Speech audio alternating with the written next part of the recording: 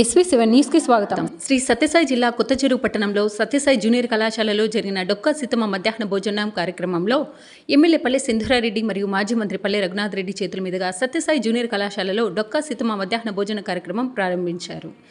ఈ కార్యక్రమంలో కళాశాల ప్రిన్సిపల్ మరియు లెక్చరర్స్ ఆధ్వర్యంలో ప్రారంభించడం జరిగింది. మన ప్రభుత్వం చాలా మంచి ఆలోచనలతో పిల్లలకి అన్ని విధాలుగా మంచి జరగాలనే ఆలోచనతో ఆల్ రౌండ్ డెవలప్మెంట్కి హెల్ప్ చేయాలి అనే ఒక గొప్ప ఉద్దేశంతో ఇలాంటి ఒక పథకం పెట్టడం జరిగింది. ఈసారి బడ్జెట్ చూసుకుంటే దాదాపు ఈ స్కూల్ ఎడ్యుకేషన్ అండ్ హైయర్ ఎడ్యుకేషన్కి చాలా మంచి అమౌంట్ కేటాయించడం జరిగింది. మీకు తెలుసా హైయర్ ఎడ్యుకేషన్కి ఎంత కేటాయించారు? ఎడ్యుకేషన్కి సంబంధించి దాదాపు 2326 crore రూపీస్ ఈ సంవత్సరం బడ్జెట్ పెట్టింది. ఓన్లీ ఫర్ ఎడ్యుకేషన్, అంటే మీ బుక్కులు, మీ ఫుడ్ ఐటమ్స్, ఇలాంటి అన్ని పథకాలకి ఇవ్వాలని ఆలోచనతో చాలా మంచి అమౌంట్ కేటాయించారు.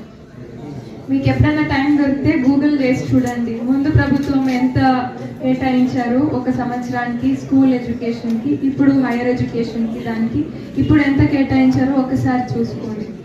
దాంతోపాటు పిల్లలకి త్వరలోనే ఈ ప్రతి బిడ్డకి కూడా 18,000 రూపాయలు మదర్ అకౌంట్లోకి వచ్చేది కూడా త్వరలో తీసుకుంటారు.